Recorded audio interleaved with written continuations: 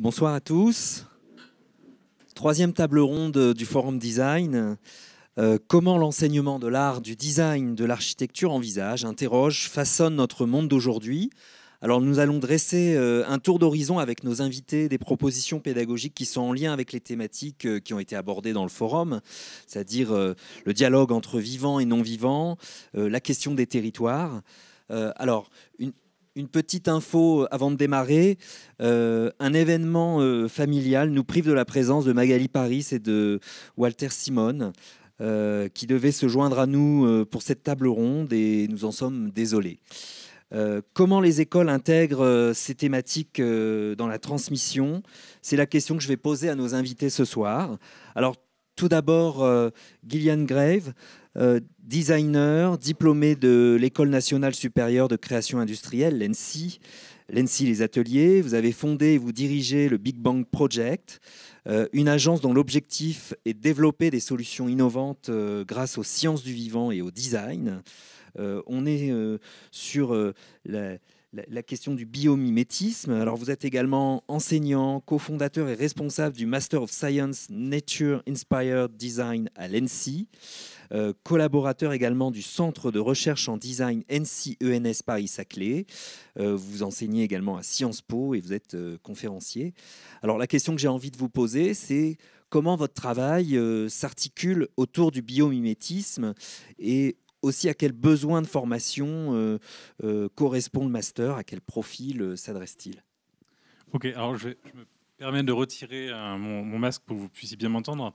Bon, déjà, bonsoir à toutes et à tous. Moi, je suis ravi d'être parmi vous ce soir. Merci encore pour l'invitation. C'est un très bel endroit pour discuter de ces sujets-là aujourd'hui. Donc, effectivement, en fait, du coup, moi, je viens du design industriel, comme certains d'entre vous, et comme on le voit à l'image, hein, quelque part, du coup, on n'a plus besoin de prouver aujourd'hui que cette industrie a un énorme impact sur l'environnement, sur le climat, sur la biodiversité, mais aussi sur nos sociétés. Et quelque part, du coup, on a besoin et on doit imaginer en fait des nouveaux modèles. Je suis passionné de biologie depuis que je suis tout petit, et du coup, dans le vivant, on se rend compte que, au cours de 3,8 milliards d'années, il y a eu énormément de crises qui ont été subites, des extinctions de masse même, et le vivant pourtant est toujours là. Et nous, en tant qu'espèce qui rencontrons aussi les crises, comment est-ce qu'on pourrait s'inspirer du vivant pour pouvoir justement s'adapter, nous adapter justement à notre environnement et reprendre une posture un petit peu différente. Et c'est ce que, en tout cas, je travaille au sein de l'agence, mais ce que j'essaie aussi de transmettre à mes étudiants dans les différentes choses. Alors du coup, sur cette image-là, si on peut revenir sur l'image précédente très rapidement, non ? Ok. On ne peut pas, ça défile Oui, d'accord. automatiquement. Ok. Donc, en tout cas, il y a une chose qui est très importante, qui est très structurante dans l'approche du biomimétisme, c'est qu'on va amener les étudiants à regarder les choses à différentes échelles. On va leur apprendre à voir le monde et la biologie, du coup, sous différentes formes, sous différents angles. On va les amener à voir comment est-ce qu'on fait. On va se balader dans la structure de la matière. On va regarder le fonctionnement de certains organes. On va regarder le fonctionnement de certains organismes. On va regarder aussi des interactions entre différents individus d'une même communauté d'espèces ou entre différents individus de différentes communautés d'espèces et plus largement du fonctionnement des écosystèmes. Et du coup, comment est-ce que, pour répondre aux problèmes que l'on rencontre aujourd'hui, on va être en mesure justement d'explorer le vivant dans toutes ces échelles différentes pour pouvoir trouver des réponses qui vont nous mener à la conception de sociétés que l'on espère en tout cas plus soutenables. Donc, quelques exemples que vous voyez à l'écran. Donc, à l'ENSI, typiquement, aujourd'hui, j'ai pu commencer à enseigner le biomimétisme en 2013 par des petits cours, jusqu'à aujourd'hui proposer, avec mon collègue Simon Denain, un master de 18 mois qui forme les futures générations de biomiméticiens.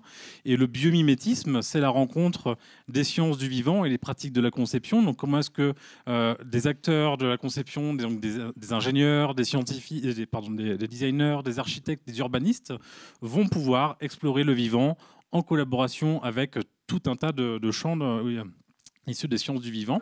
Donc des spécialistes des plantes, des champignons, des bactéries. On a vu un exemple tout à l'heure de photos justement liées à des champignons. Dans les champignons, il y a énormément de choses intéressantes à voir. Et du coup, comment est-ce qu'on va apprendre en 18 mois à faire coopérer les pratiques de la conception et les sciences du vivant, parce que le biomimétisme en fait va chercher des réponses aux problèmes de nos sociétés justement dans cet environnement-là. Et tout ça, ça s'apprend très difficilement à l'école. Ce qu'on vous le voit à l'image, c'est un cours que j'ai eu la grande chance de pouvoir co-animer, co-encadrer avec mon collègue Deschmuck Gopol à l'Institut Pasteur, sur comment est-ce que, en faisant collaborer des designers et des scientifiques, on allait pouvoir justement imaginer des réponses à des grandes problématiques contemporaines, ici sanitaires. Et les étudiants s'étaient intéressés justement à la pollution de l'air intérieur. Donc la pollution de l'air, c'est 8 millions de morts tous les ans. On passe 80% de notre temps en intérieur. Donc comment est-ce que du coup le vivant peut nous amener des réponses pour pouvoir justement lutter contre ça? Et ils ont travaillé sur un objet dont les matériaux sont bio-inspirés, qui va permettre justement de capter et de détruire les particules fines et les perturbateurs endocriniens présents dans l'air. Tout ça grâce à de la bio-inspiration. Donc là, ici, ce que vous voyez, c'est très symbolique. C'est l'immersion des étudiants du master à la station de biologie marine de Concarneau, donc ils démarrent leur formation là-bas. Et donc, des ingénieurs, des designers, justement, vont travailler directement avec les scientifiques sur le terrain et dans les laboratoires. Donc, et du coup, on les aide à travailler aussi, parce que c'est l'ENSI, par différents projets, à appliquer les connaissances qu'on leur transmet. Donc comment est-ce que du coup on transmet la théorie du biomime, la méthodologie, les outils, et comment est-ce qu'ils vont être après amenés à la projeter sur le terrain. Donc ils travaillent sur différents projets très concrets. Donc un groupe par exemple cette année a travaillé sur la dépollution des déchets en orbite. C'est une vraie poubelle dans l'espace. Donc comment est-ce qu'on va pouvoir s'inspirer des écosystèmes naturels pour créer des systèmes spatiaux beaucoup plus vertueux.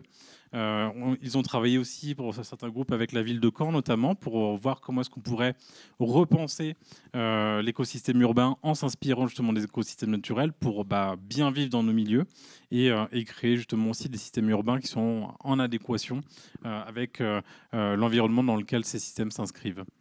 Donc plein de nouvelles questions que cela pose, ce que l'on voit à l'image. Donc je suis désolé, du coup, comme j'ai pas d'habitude, j'ai la main sur les slides, donc c'est un petit peu en décalé. Ah, c'est la difficulté de l'exercice. Oui, exactement. Donc voilà. Donc effectivement, en fait, travailler à l'interface entre le design et la biologie, en fait, c'est très très difficile parce qu'il y a beaucoup de freins à ça. Des freins sémantiques. Donc entre designers et scientifiques, on ne parle pas le même langage. Trouver le langage commun, c'est ça? C'est peut-être la première chose. On ne travaille pas dans les mêmes espaces entre un studio de design ou un laboratoire. Où est-ce qu'on doit travailler? Peut-être qu'il faut inventer des nouveaux espaces pour faire coopérer ces différentes cultures. On ne travaille pas aux mêmes échelles de temps. Du coup, moi, je suis designer industriel. Pour ceux qui sont designers industriels dans la salle, on est calqué sur le rythme de l'industrie, alors qu'en fait, on va travailler avec des gens qui sont, eux, calqués sur les rythmes scientifiques. Donc, travailler à l'échelle de plusieurs années, voire plusieurs décennies, c'est très, très long. Donc, comment est-ce qu'on arrive à créer un cadre qui nous permette de coopérer sur ces questions-là? C'est aussi un point sur lequel il faut aussi expérimenter des choses. Après, la question des méthodes, des outils. Il faut inventer un petit peu des outils qui nous permettent de coopérer.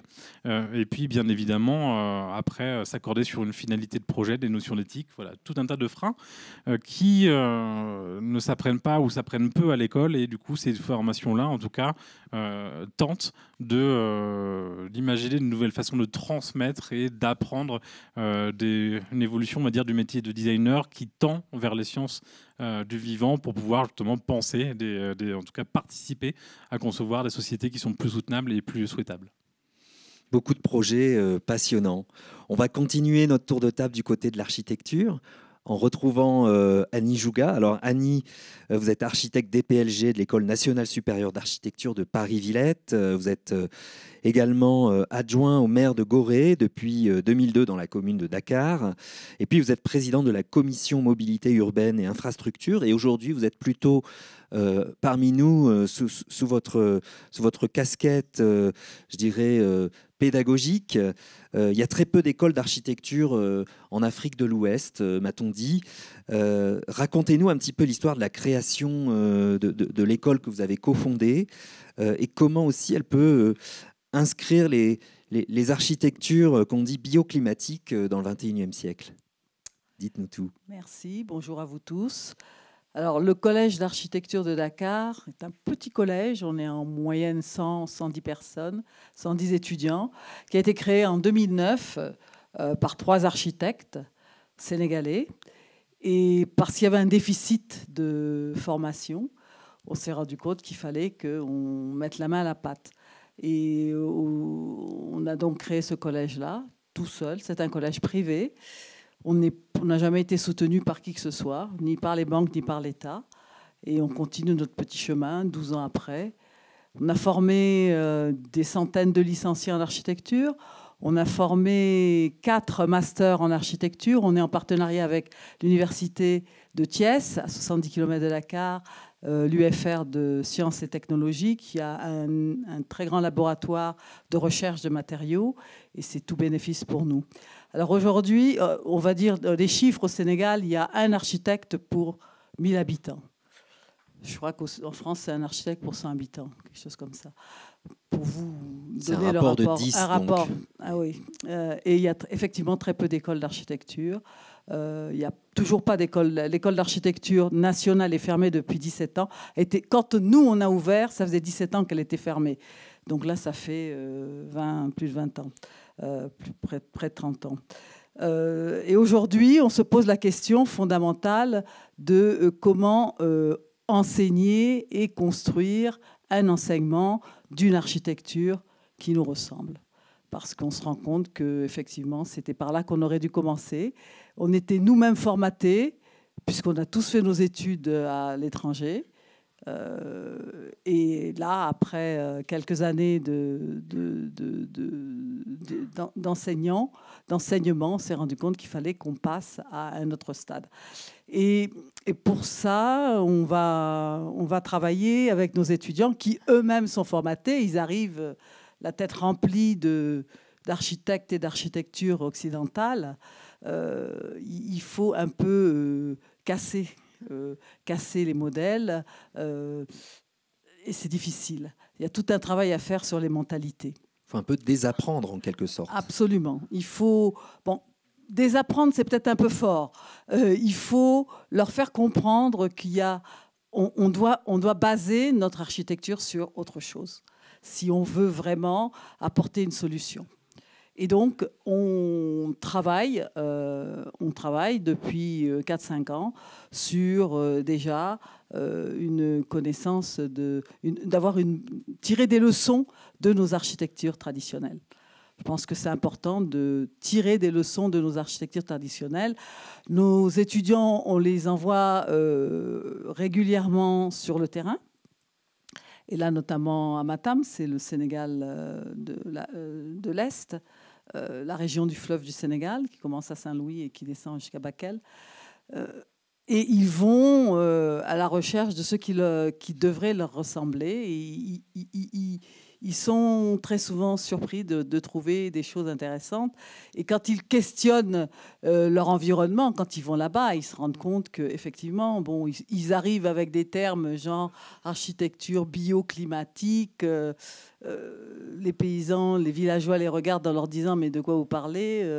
Et quand ils expliquent, les gars leur disent « ah ben oui, mais nous on fait ça depuis très longtemps ». Vraiment, si c'est ça votre architecture bioclimatique, nous on fait ça. Le problème, c'est que les modèles ne sont pas ce qu'ils devraient être. Et ces mêmes paysans disent, si j'avais un peu plus d'argent, je construirais en ciment, parce que le modèle, il est le modèle de celui qui a réussi, qui construit en ciment, qui a une toiture en zinc, alors qu'ils savent très bien quelle est l'importance de leur... Alors, c'est tout ça qui nous paraît important, de revoir un peu, de tirer ces vraies leçons.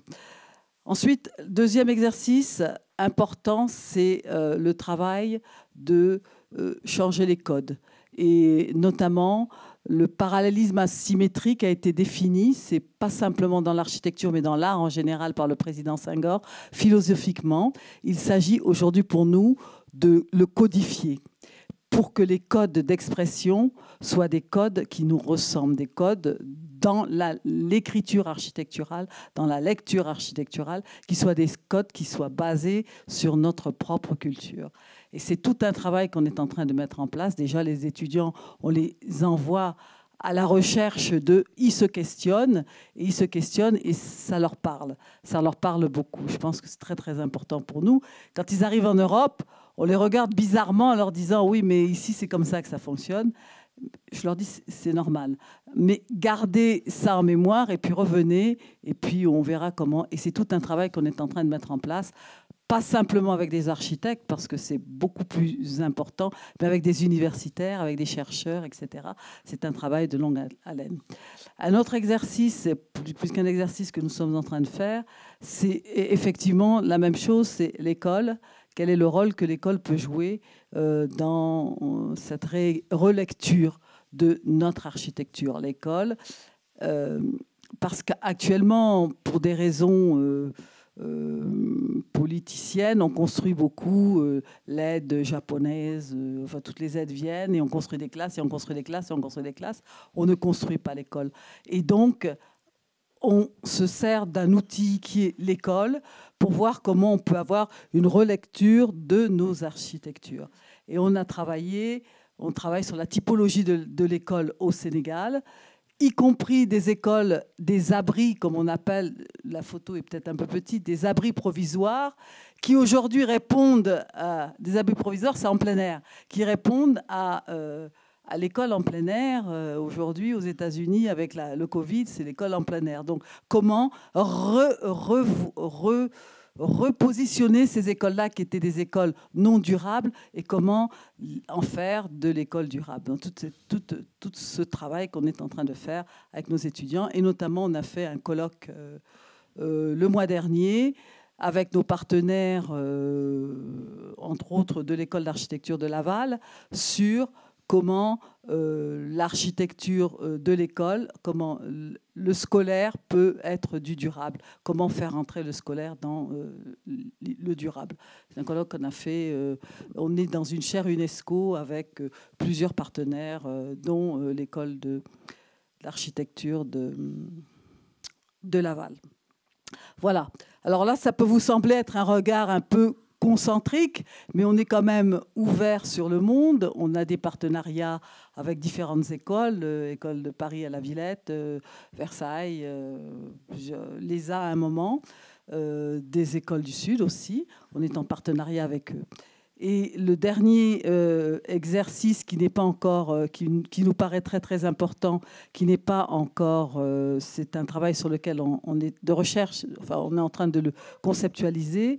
C'est, je pense que vous avez tous entendu parler de la restitution des œuvres d'art de l'Occident vers l'Afrique. Donc le travail que nous sommes en train de faire. On est en train de monter un grand atelier pour l'année prochaine, pour la rentrée prochaine. C'est est-ce que où ces œuvres-là doivent être, à quel endroit elles doivent être restituées? Parce que si c'est pour créer un musée comme le Quai Branly au Sénégal, ça n'a pas de sens.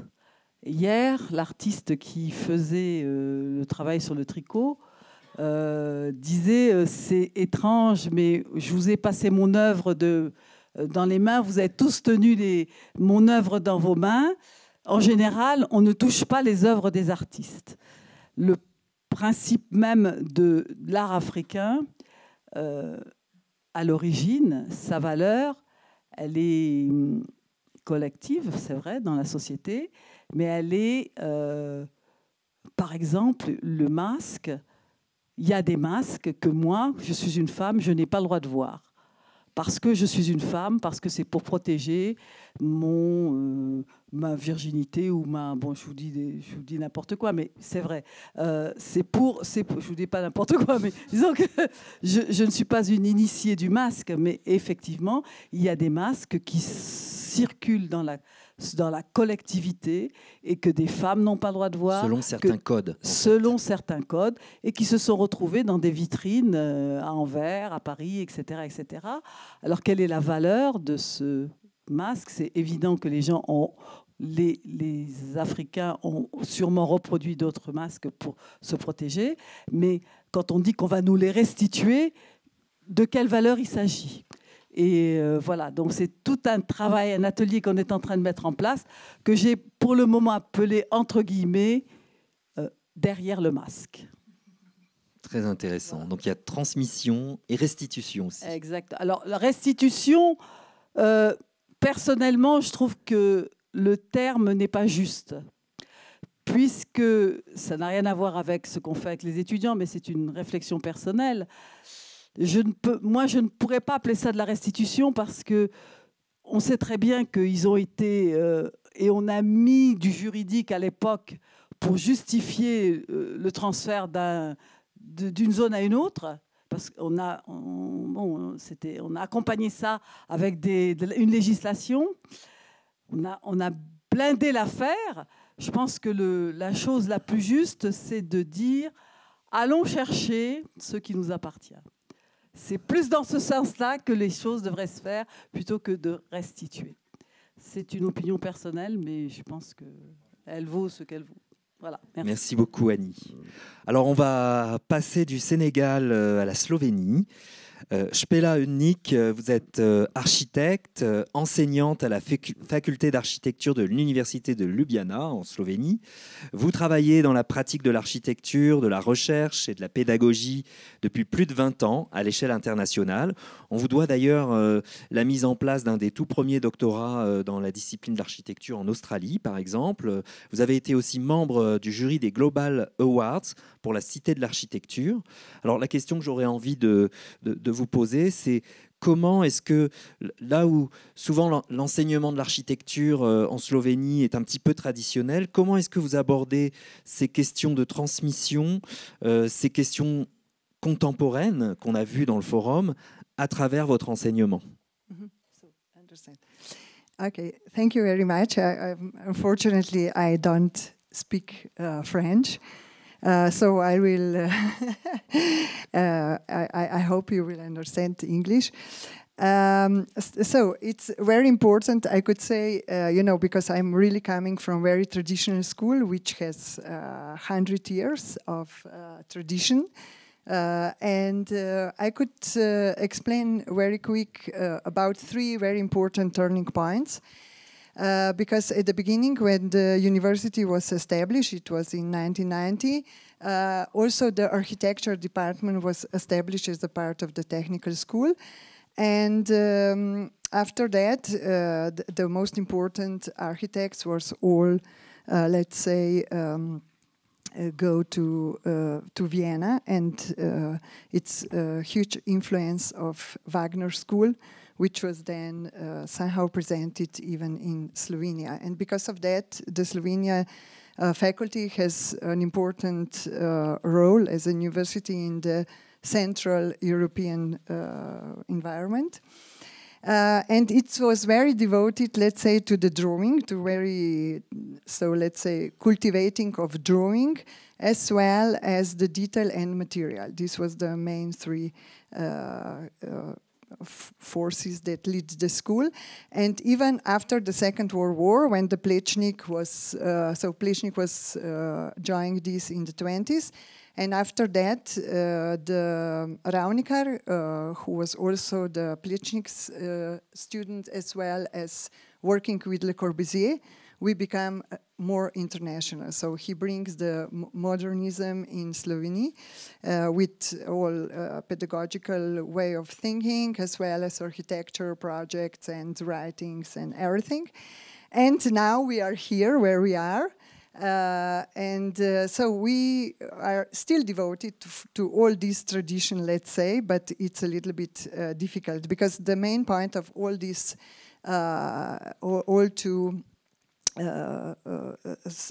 turning points was the studio, and they all of them teach like the master, and the student was somehow like working together in a team.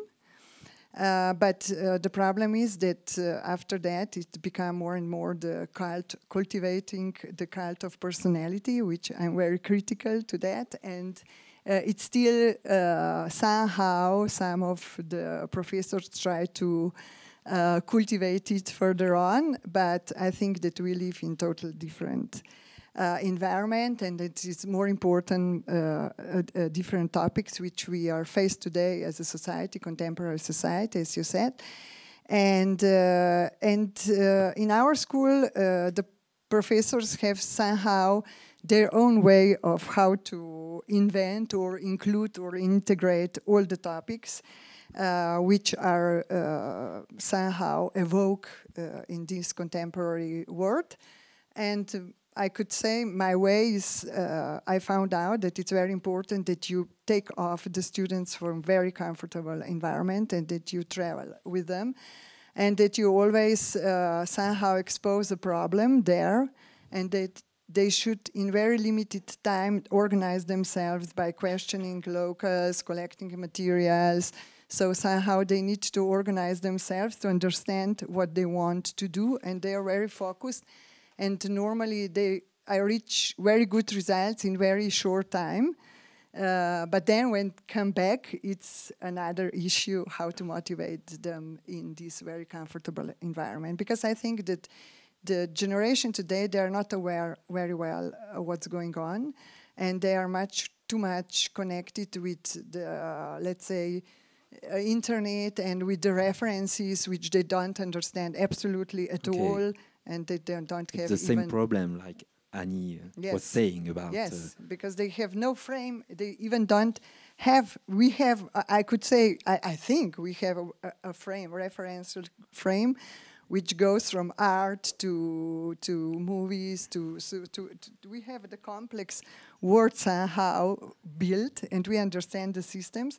And now we should teach them only the systems. But on the other hand, when I see the presentation of the first presentation and even what was say on Friday, it's very difficult because I think now we should ask ourselves who will teach whom, you know, because I don't know if I would like to, so what kind of collaboration could be now today if I'm an architect and we always lead the, let's say we always lead the project and we know how to deal with the engineers and everybody, but now it's totally different. So we depend from the science, we depend from technology, we don't understand anymore. We are really in a very tricky situation, if you ask me. So, and it's not easy now to find a way. Very interesting.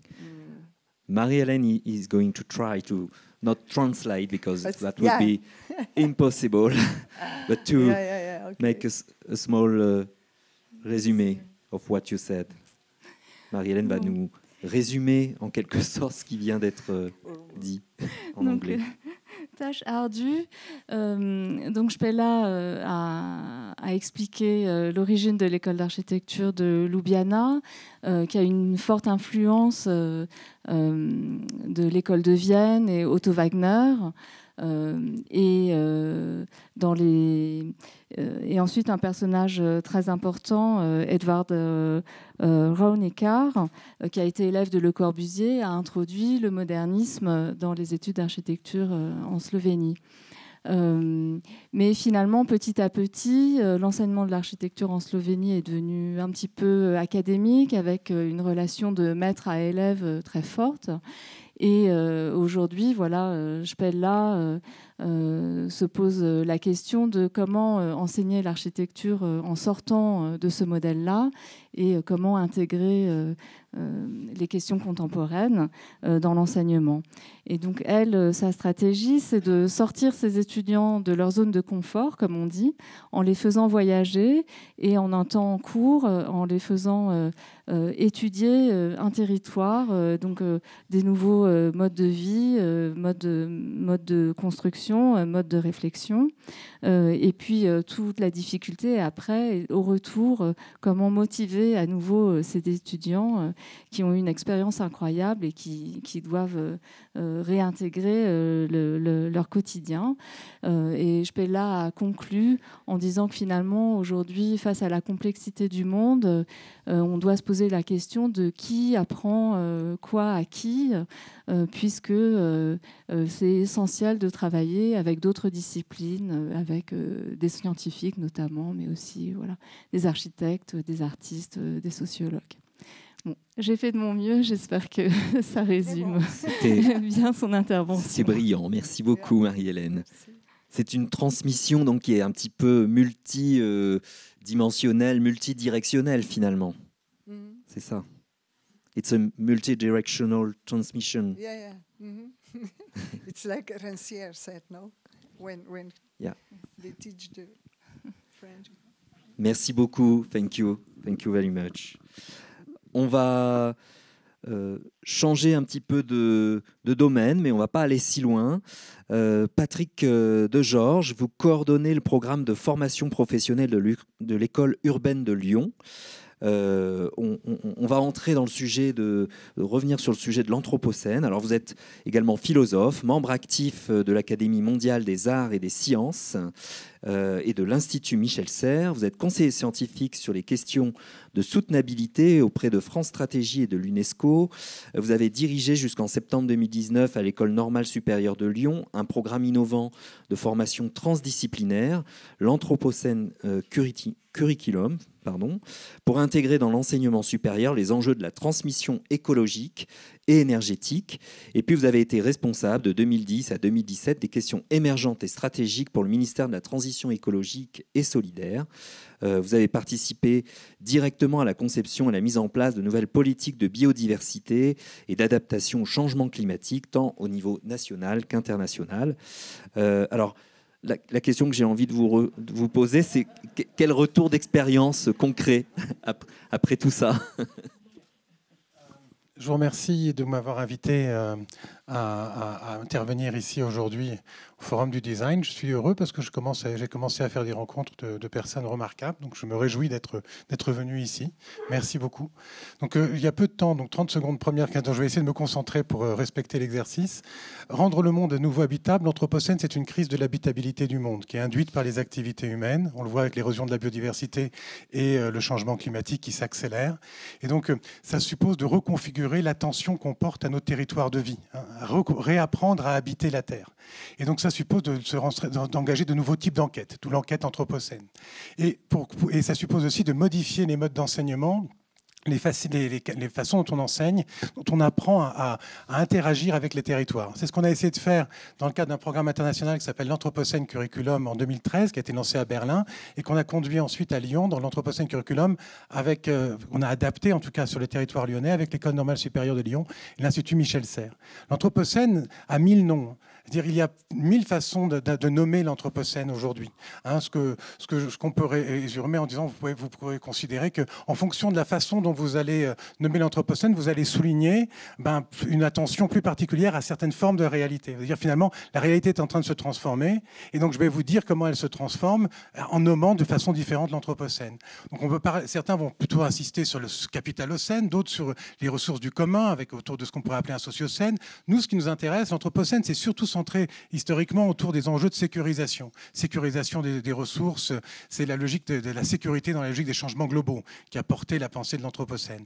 Mais nous, ce qui nous intéresse autour des territoires, c'est ce qu'on pourrait appeler un symbiocène, c'est-à-dire comment renouveler, reconfigurer l'attention à ce qui est une ressource vivante et les vulnérabilités du territoire. Comment est-ce qu'on réapprend nos façons de pouvoir développer avec des territoires des façons disons, de réinventer notre humanité et de faire face à des changements brutaux et très rapides pour lesquels on n'a pas, je dirais, de culture, et on n'a pas de culture civilisationnelle sur la vitesse de ces changements. Et on n'a pas de culture politique. Alors on a essayé de faire ça de multiples façons. Là, c'est le laboratoire d'écologie pirate qui avait été fait sur un territoire à la ferme de la Motte pour engager des modes d'enquête avec des chercheurs, chercheurs scientifiques, mais sciences humaines et sociales également, scientifiques, je veux dire, sciences naturelles, des associations locales sur les modes de propriété, des façons de travailler aussi avec des intervenants venant du design et des artistes pour essayer à travers le corps, à travers la poésie, à travers des discussions avec des éleveurs, à travers des dispositifs d'écoute du territoire, de réinventer cette attention, de proposer des méthodes. Donc il y a un site qui s'appelle le Laboratoire d'écologie pirate sur lequel on a essayé de restituer ces démarches-là qui ont duré pendant 5 ans et qui s'inscrivent aussi dans une démarche très importante de confiance, c'est-à-dire qu'on peut travailler sur un territoire, on peut explorer, c'est très important pour reconfigurer la recherche et l'enseignement. Il faut construire des relations de confiance avec les gens et pour ça, il faut revenir dans les mêmes lieux pendant un certain temps pour que la confiance puisse se développer.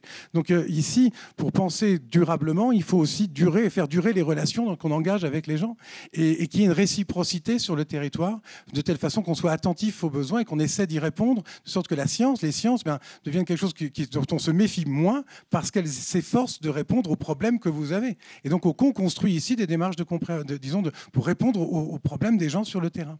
Ça, c'est le laboratoire d'écologie pirate. Ça, c'est une autre expérimentation qui a été conduite par l'Institut Michel Serres. C'était en 2018. Avec la demande de Mama, un chaman Kogi. Ils sont dans la Sierra Nevada de Santa Marta, dans le nord de la Colombie. Et ils sont venus en France avec une association qui s'appelle Chendukwa et une autre association qui s'appelle la Tairana Trust britannique et l'École normale supérieure et l'Institut Michel Serres pour faire une lecture, un diagnostic du territoire. Et on a rassemblé une trentaine de chercheurs pour être capable de comprendre ce que trois mamas, 2 hommes et une femme, une saga, qui ne parlait plutôt de l'eau, pouvaient nous apprendre. Et on a fait qu'on soit 30 pour pallier à la fragmentation de nos modes de connaître. Et là, c'était aussi très intéressant de voir cette confrontation de paradigmes et de systèmes de connaissances. Vous voyez, par exemple, la façon dont les Kogi représentent, ici, c'était une anthropologue artiste qui nous a représenté la façon dont les Kogi voient le territoire. Et vous avez ici, en fait, une lecture, une cartographie spirituelle du territoire, qui est une écologie spirituelle du territoire. Et c'est une autre façon de réinventer les grilles à partir desquelles on se relie aux énergies qu'on a sur un territoire, à l'appartenance qu'on pourra ressentir par rapport à des lieux.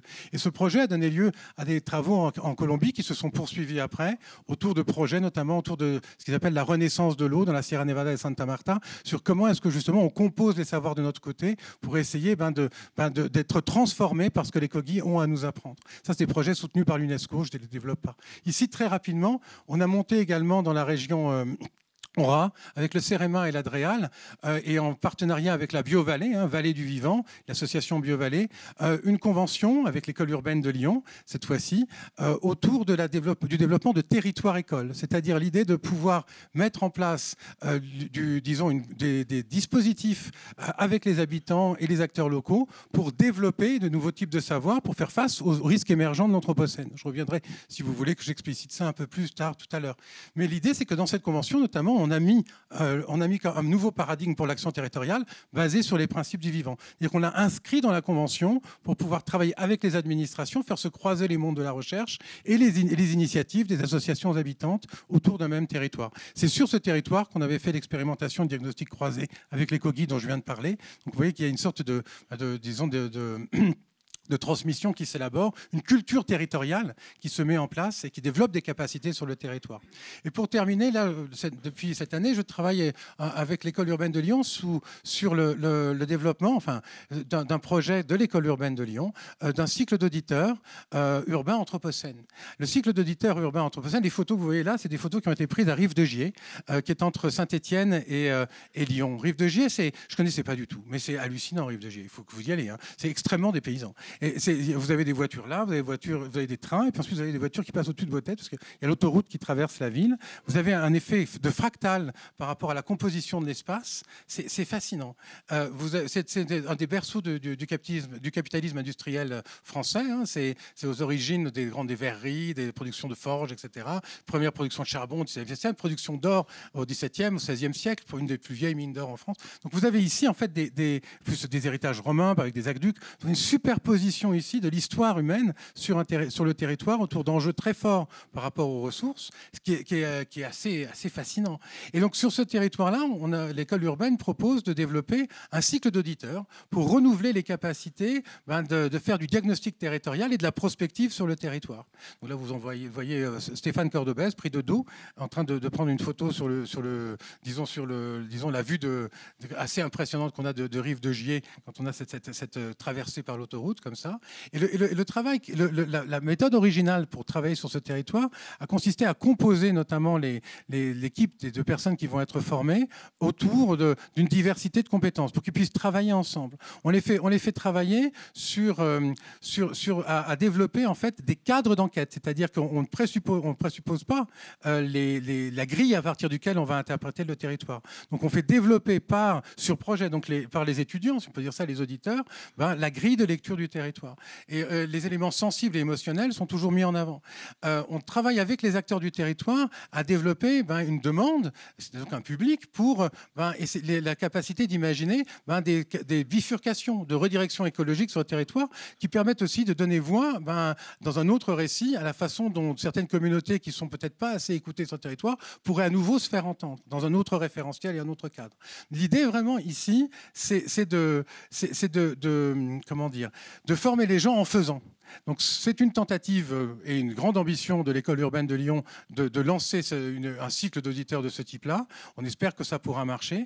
Et ça s'inspire de ce que j'ai dit un petit peu avant, c'est-à-dire cette nécessité de tirer les conclusions de ce qu'implique l'Anthropocène, c'est-à-dire le changement du système planétaire, dans la mesure où il arrive partout en même temps. Et donc, qu'est-ce que ça signifie l'Anthropocène chez vous ? Vous ne pouvez pas tirer des leçons de ce qui se passe, parce qu'ici, il y a une hétérogénéisation des territoires qui est fondamentale. Ce n'est pas parce qu'il se passe quelque chose actuellement au Canada qu'on doit en tirer la conclusion que c'est la même chose qui va se passer ici. Donc c'est à partir de notre façon d'habiter la Terre, ici et maintenant, à tel endroit, qu'on peut commencer à comprendre ce que signifie l'Anthropocène. C'est une façon territorialisée, et non pas une approche globale, de penser les enjeux de l'époque dans laquelle nous sommes désormais engagés. Merci. Merci beaucoup. Alors, nos invités suivants, le projet Effondrement des Alpes. Alors, ce projet est mené par l'École supérieure d'art Annecy-Alpes et le Centre de la photographie Genève. Stéphane Sauzet, vous êtes directeur de cette école. Ce projet, vous allez dans un premier temps nous le présenter. Il propose de travailler donc sur cet objet contemporain avec des créateurs et des chercheurs pour produire des œuvres, des récits, des événements qu'il fera apparaître comme un nouveau patrimoine. C'est un petit peu comme ça que vous l'avez défini. Et puis dans un second temps, on reviendra échanger avec les autres membres du projet. Stéphane, à vous. Bien. Alors moi aussi, j'ai un diaporama que je vais essayer de suivre.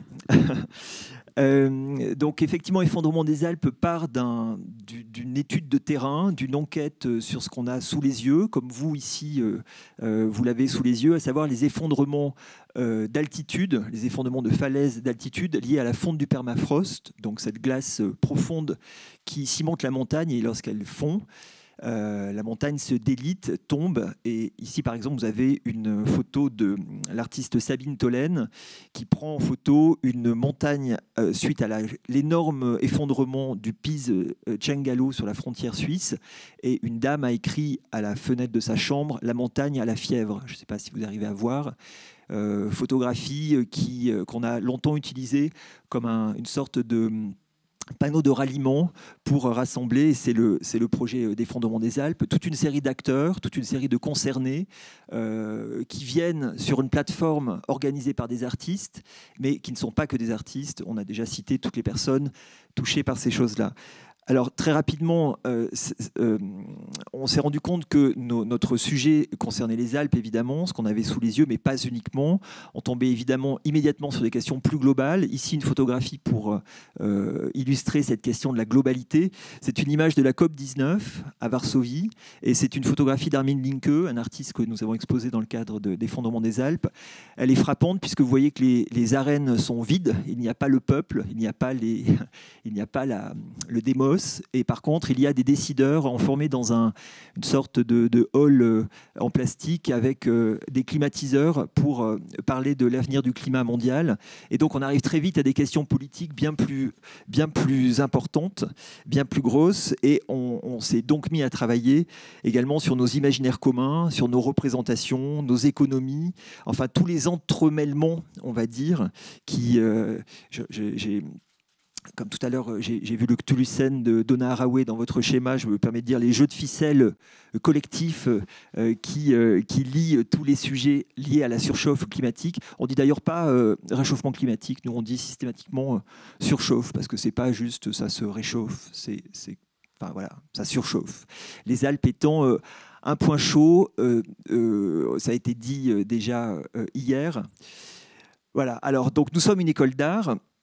Nous avons un site particulier à Annecy. Vous voyez ici une vue de notre bâtiment moderniste construit par un disciple du Corbusier, face au lac d'Annecy, entre un parc naturel et un lac et un amphithéâtre de montagne, donc un lieu particulier. Voilà, vous voyez notre lagon estival.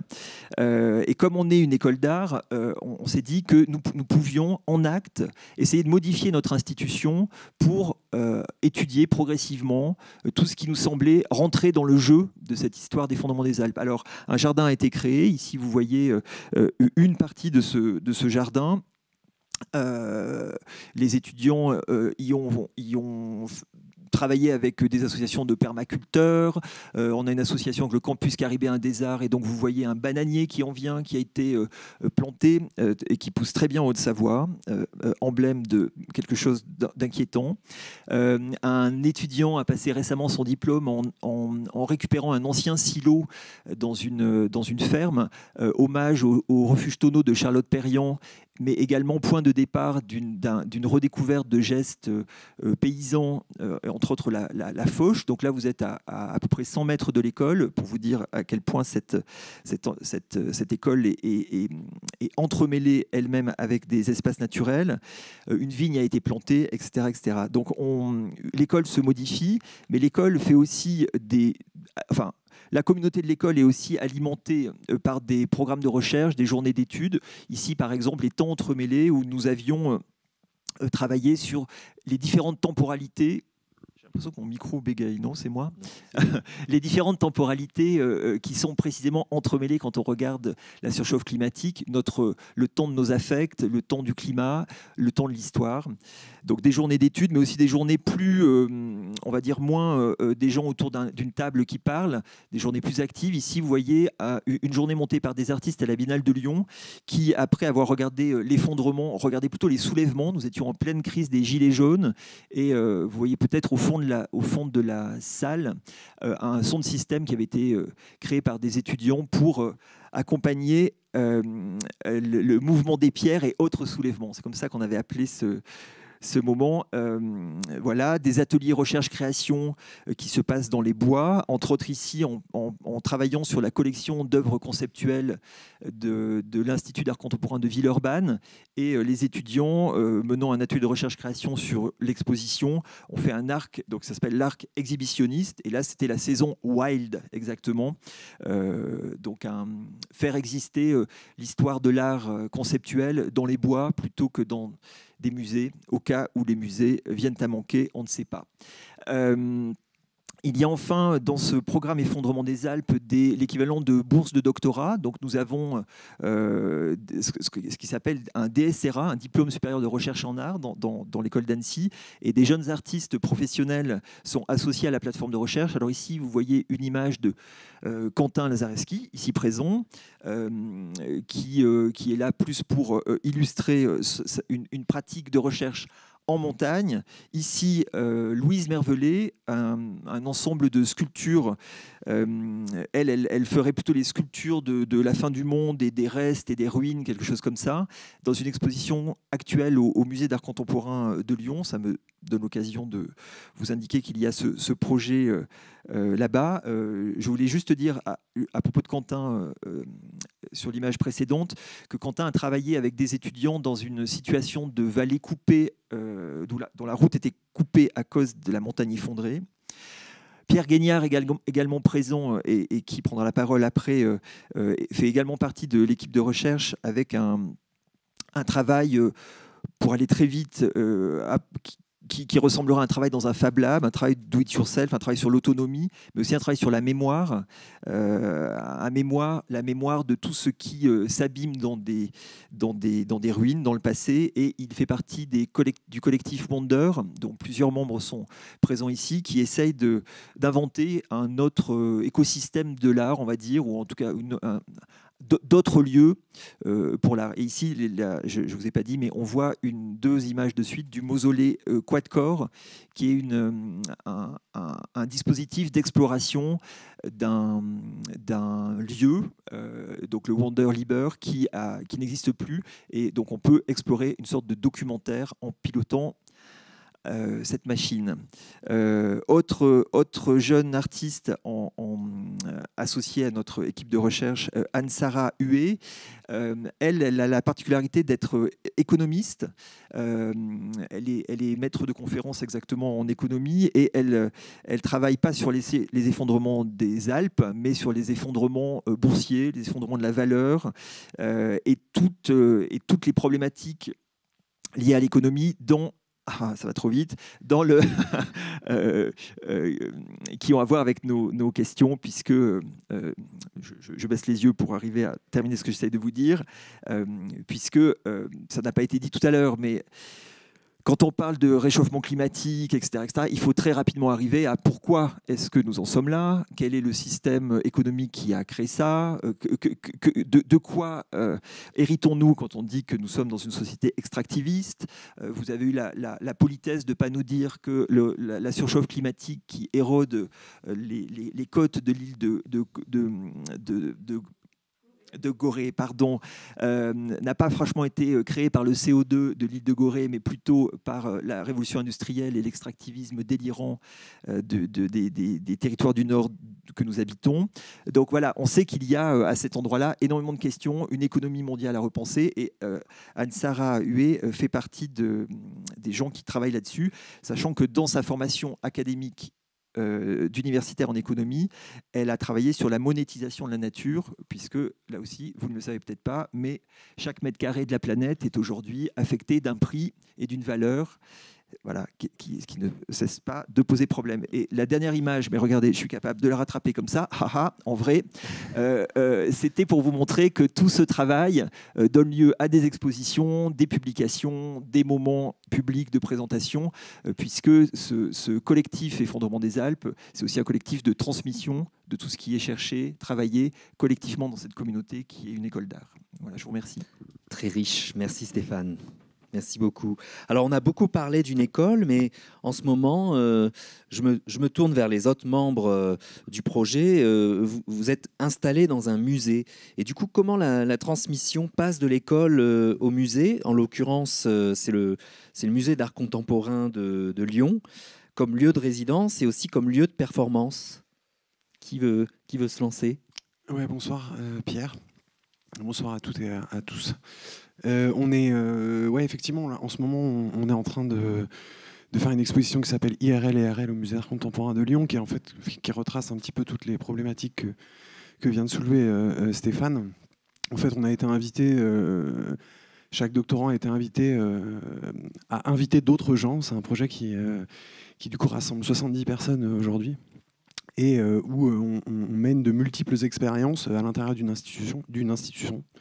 On essaye de faire bouger un peu donc on essaye de faire un peu bouger le cadre, et là en l'occurrence avec le collectif que j'ai cofondé avec d'autres évidemment à Paris, on habite le musée en fait. On a monté un espèce d'hôtel capsule qui va nous servir d'outil là pour les 2 prochaines semaines à construire un opéra en fait à l'intérieur du musée. Donc en fait il faut tout recalculer, quoi, parce qu'en fait, il y a des caméras de sécurité, il y a des gens avec des commissions de sécurité, enfin plein de choses en fait, qui ont été établies auparavant, je veux dire, et qu'on essaye de démonter les unes après les autres, et de travailler aussi avec, bien sûr, pour essayer de voir un peu quels peuvent être aussi les usages du musée dans les temps à venir. Peut-être celui de l'habiter ou de travailler à l'intérieur, je ne sais pas exactement. Donc l'idée, c'est de trouver un peu de nouveaux usages, finalement, pour le musée, à travers ça? Ouais, tout simplement, quoi, par l'expérimentation, en fait. moi, je suis un des membres fondateurs et il y en a d'autres derrière moi, fondatrices et fondateurs, d'un collectif qui s'appelle Le Vondeur. Alors nous, on est plus sur les territoires urbains, en fait. Et du coup, en fait, on investit en fait, des lieux qui vont être détruits. En fait, on sait combien la pression immobilière à Paris, enfin la pression foncière est importante et comment les artistes sont précaires. Et du coup, on gère un collectif de 70 personnes qui sont des artistes de toutes disciplines confondues. Et du coup, on prend des bâtiments comme ça, avec des bâtiments de milliers de mètres carrés, et on les transforme en ateliers d'artistes. Comment dire ? On habite ce lieu. On essaye de partager, en fait, de mutualiser des machines. On essaye de mutualiser aussi des savoirs. Enfin, voilà, c'est un espèce de laboratoire expérimental en fait, de la ville et de l'artiste dans la ville. Voilà. Passionnant.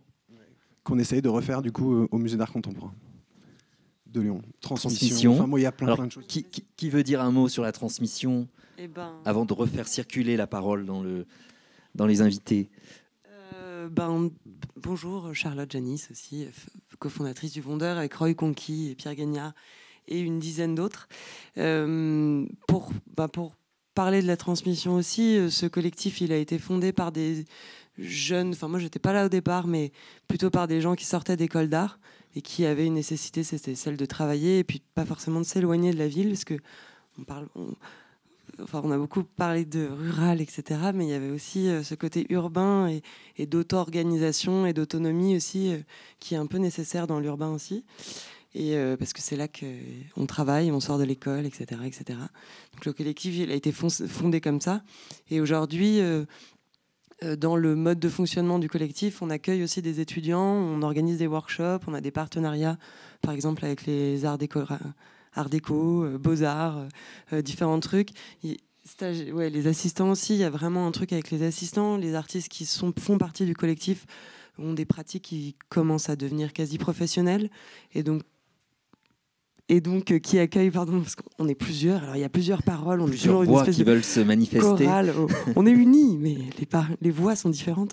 Et donc oui, on accueille souvent des assistants, des stagiaires, et qui ont l'occasion du coup de découvrir un modèle d'organisation autonome, auto-financé, auto-organisé, indépendant. Je peux te passer la parole aussi si tu veux rajouter des trucs. Voilà. Je suis pas très à l'aise à l'oral devant plein de gens non plus. Non, mais c'était très intéressant. Merci beaucoup. Merci beaucoup. Alors, on va revenir à Gillian.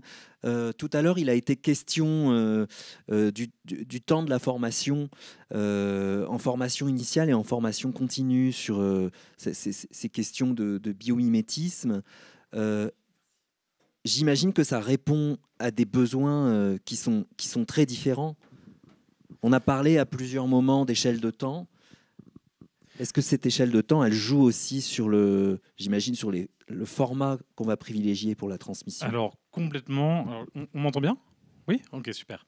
Donc, effectivement, là, dans les formats d'enseignement, on a des choses qui vont de 24 heures, 40 heures en moyenne, jusqu'à une formation qui est de 10 sur 18 mois.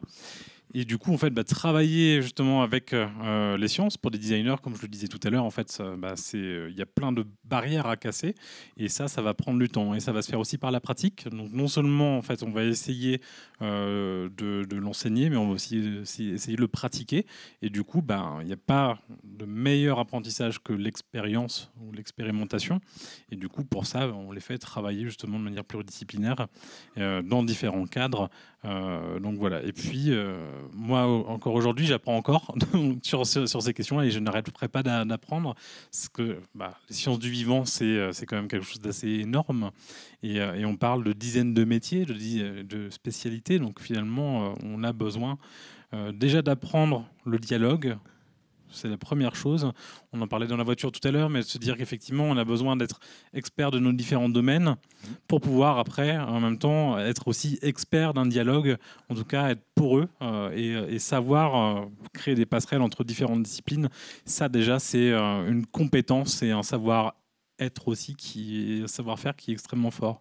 Et sans ça, en fait, on va difficilement pouvoir adresser toutes les problématiques qui ont été mentionnées aujourd'hui, que ce soit au travers du prisme des sciences du vivant ou au travers d'autres disciplines. Donc voilà. Mais ça s'apprendra aussi avec le temps. Et cette question justement de la multidisciplinarité, je me tourne vers Annie Jouga. Est-ce que vous aussi, dans l'enseignement de l'architecture, c'est quelque chose qui fait partie des enjeux? Oui, bien entendu. Et de quelle manière ça se pose précisément à l'école à Dakar? Écoutez, comment on est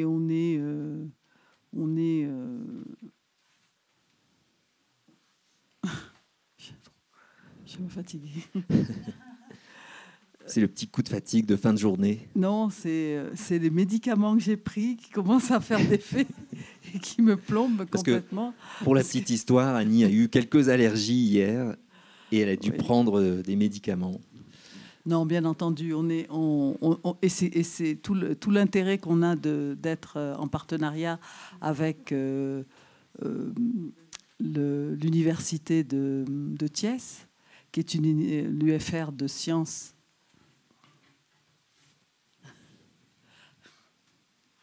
Qui est une université de sciences de l'ingénieur et qui vient compléter, ou qui vient en tout cas apporter à nos étudiants un autre support.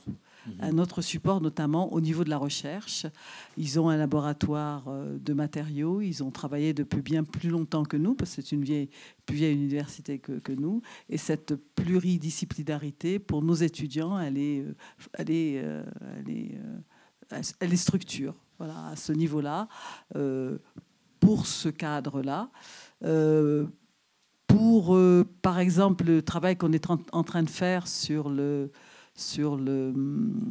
parallélisme asymétrique, là aussi, on est dans une pluridisciplinarité parce que ce n'est pas une question d'architecte, tout simplement. Le parallélisme asymétrique a été défini non pas pour l'architecture, mais a été défini en général pour la société. Donc les arts, la danse, etc. Et donc on est dans un travail pluridisciplinaire avec des artistes, avec des chercheurs,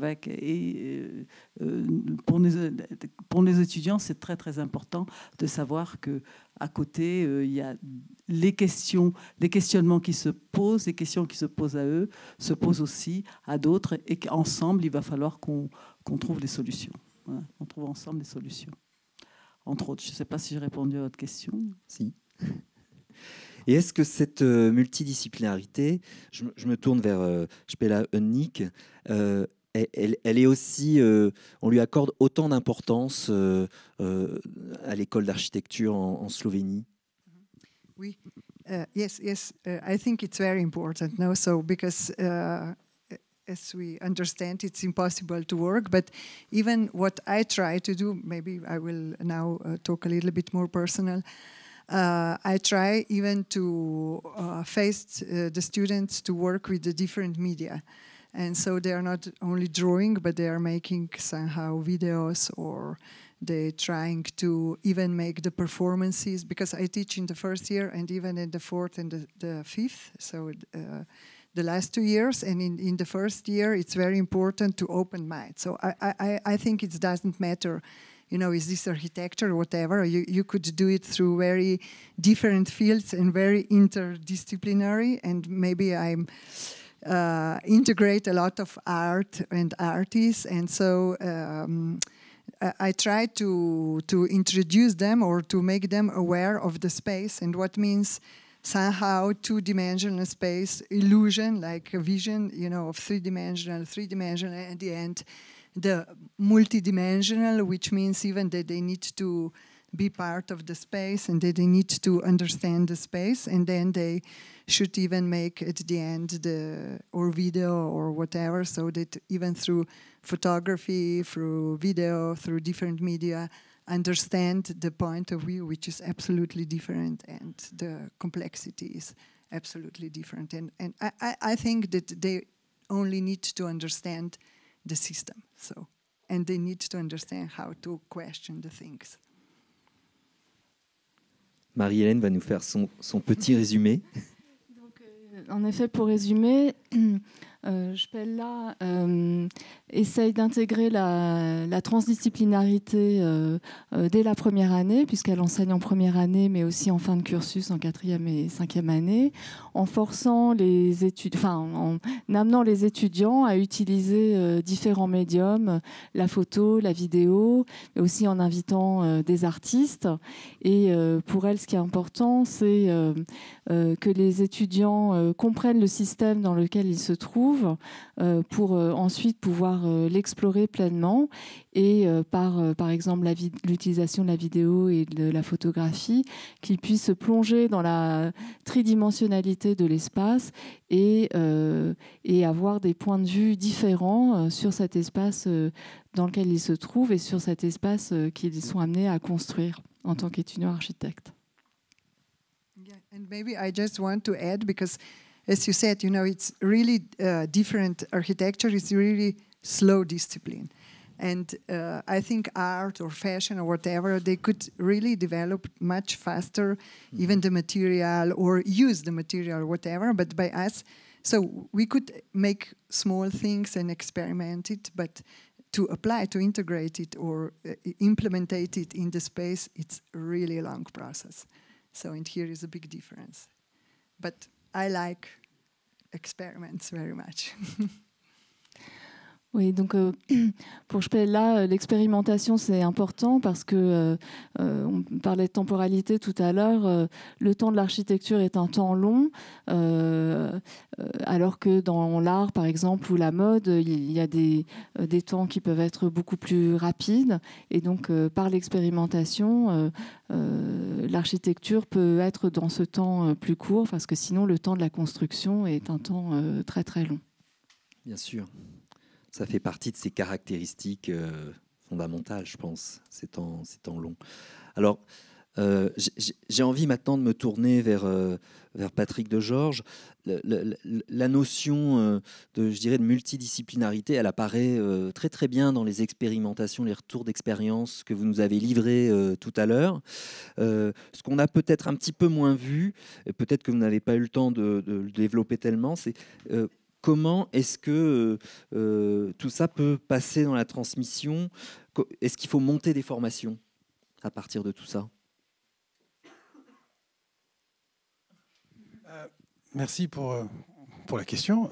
J'étais en train de réfléchir quand je vous écoutais parler. Je me disais, quand on a un des résultats de l'Anthropocène Curriculum qui avait été conduit au niveau de l'École normale supérieure, c'était il y a 2-3 ans, ça a été un petit livre qui s'appelait « À l'école de l'indiscipline ». Et en fait, on préférait parler d'indiscipline que de multidisciplinarité ou de transdisciplinarité. Encore que transdisciplinarité, dans l'esprit, c'est être ouvert à ce qui vient au-delà des distinctions disciplinaires reconnues dans le monde académique, parce qu'on fait rentrer des savoirs empiriques, des savoirs vernaculaires, des points de vue experts habitants, des savoirs dits situés ou impliqués.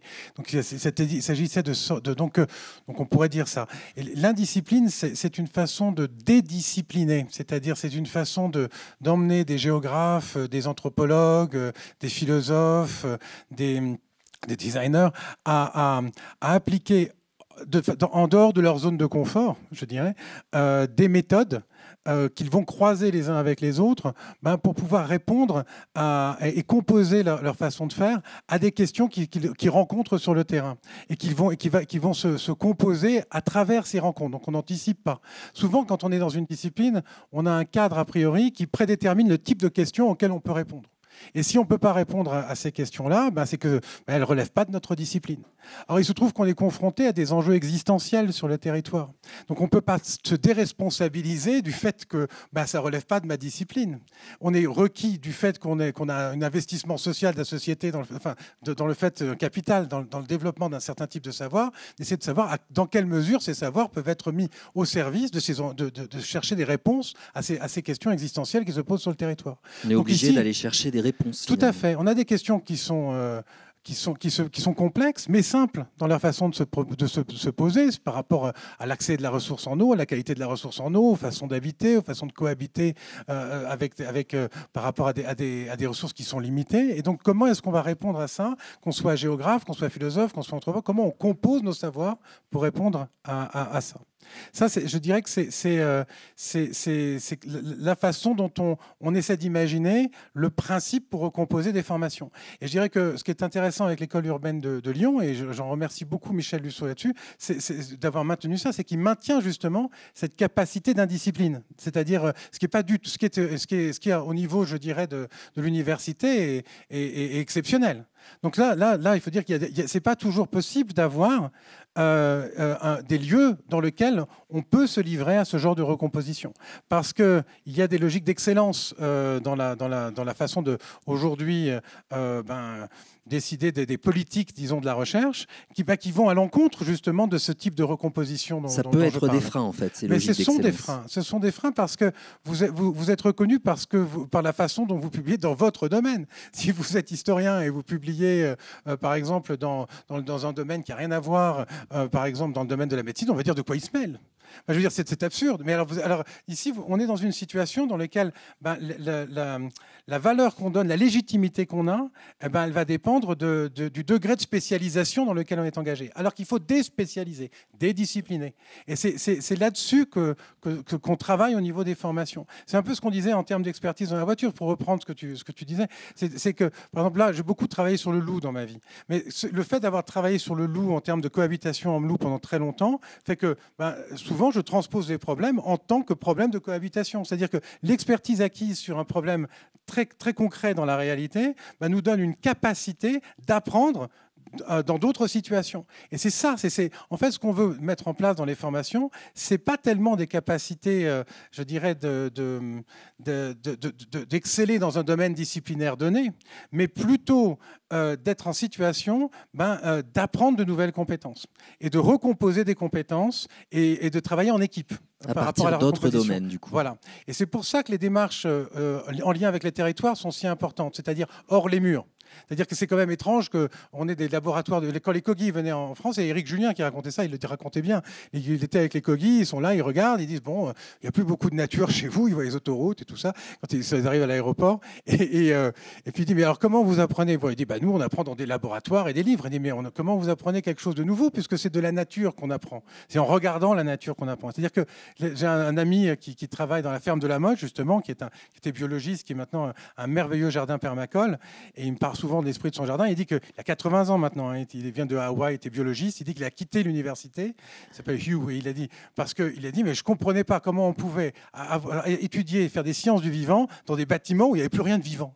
Donc ici, il y a bien cette nécessité de se retrouver en situation, en relation avec, et d'être transformé par ce sur quoi on travaille. C'est-à-dire qu'il faut se rappeler qu'en fait, on n'acquiert pas, et c'est pour ça que notre monde est si complexe, on a beaucoup d'informations et on n'agit pas en fonction de ce qu'on sait.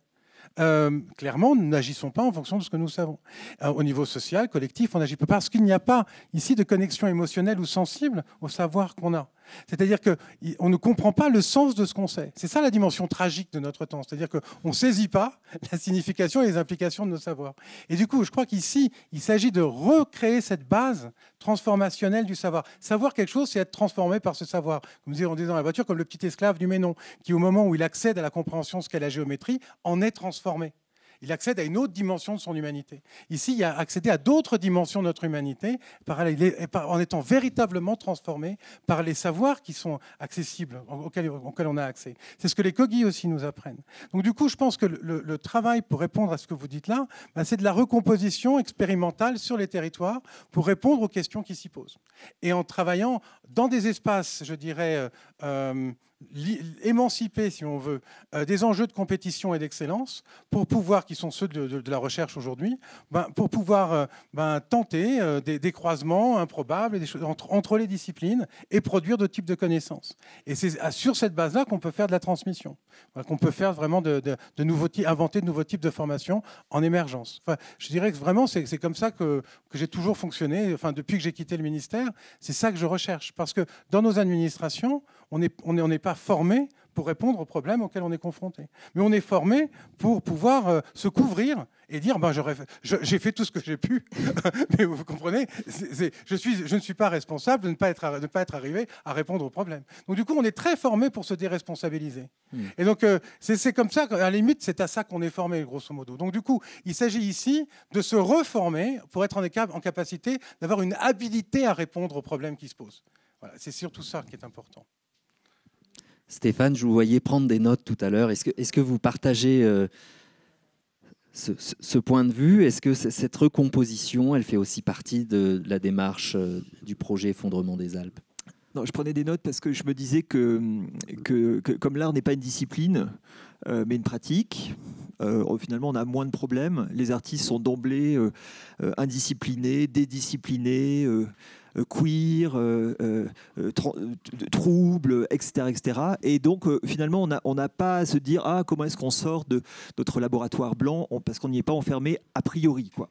Donc je me disais que c'était finalement une position plus confortable d'être dans une école d'art, et je me disais que moi finalement la question la plus, si j'essaye d'être vraiment honnête, quoi, sur quoi je travaille et sur quoi nous travaillons en tant qu'école, c'est moins le transdisciplinaire, le pluridisciplinaire, le dédisciplinaire, l'indisciplinaire, etc., que vraiment la transformation de l'institution elle-même, de la structure elle-même, puisque quand vous changez les formes de l'institution, en fait, la façon dont les étudiants apprennent, les formes qu'ils vont produire, etc., tout ça en procède, quoi. Et donc, si vous commencez à changer les règles du jeu, à les ouvrir, à les rendre troubles aussi, il y a de fortes chances pour que de nouveaux endroits s'ouvrent. Voilà, donc ça, c'était la première chose que je notais, si vous voulez que je reprenne mes petites notes. Et l'autre chose, et c'est encore en vous écoutant, vous disiez, on n'a pas de culture pour faire face. Et moi, j'ai rajouté, OK, mais on a déjà des artistes. Voilà, donc c'est la fameuse différence entre art et culture, c'est-à-dire que la culture, c'est quand tout est digéré, réintégré, partagé.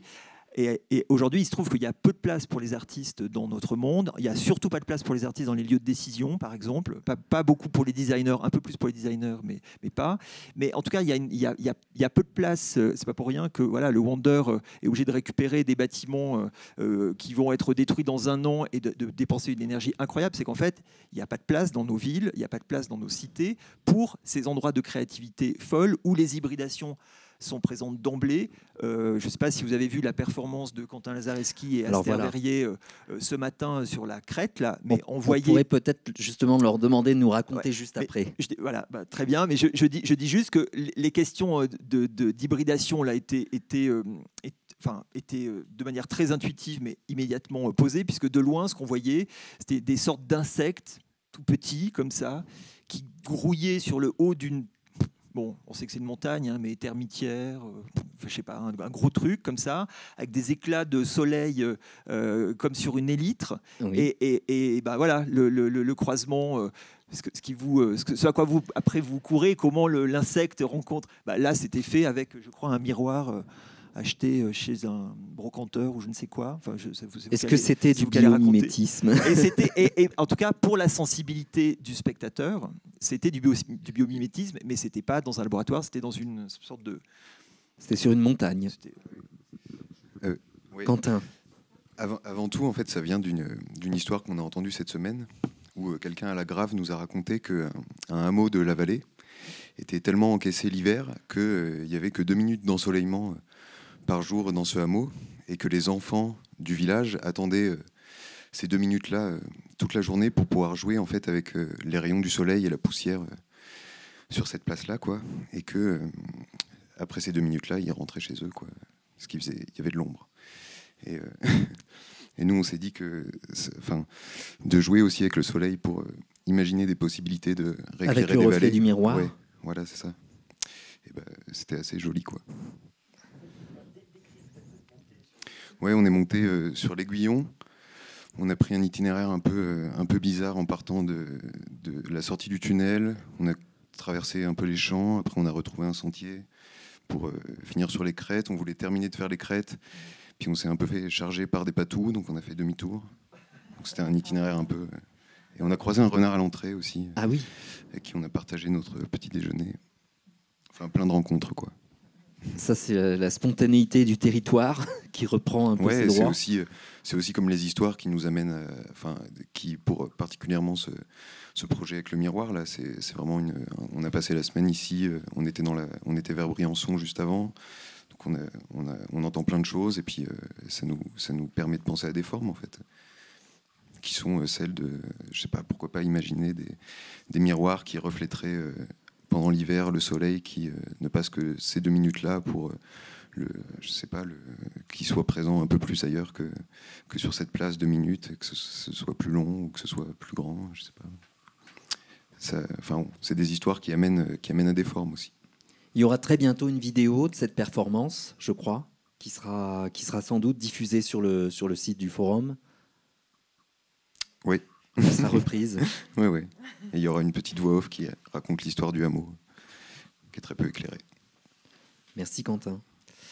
On peut peut-être passer aux questions du public. Ne soyez pas timide. Alors, Spela, prenez un micro. Allez-y. So I totally agree. What did you say? So transdiscipline, discipline, discipline, whatever.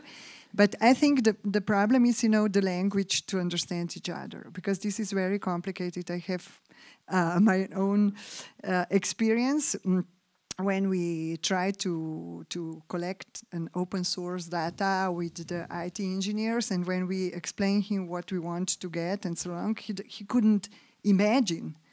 Because probably our abstract imagination was impossible to explain to him what we really want, what kind of data he could collect. He don't know the system, how to do it, no?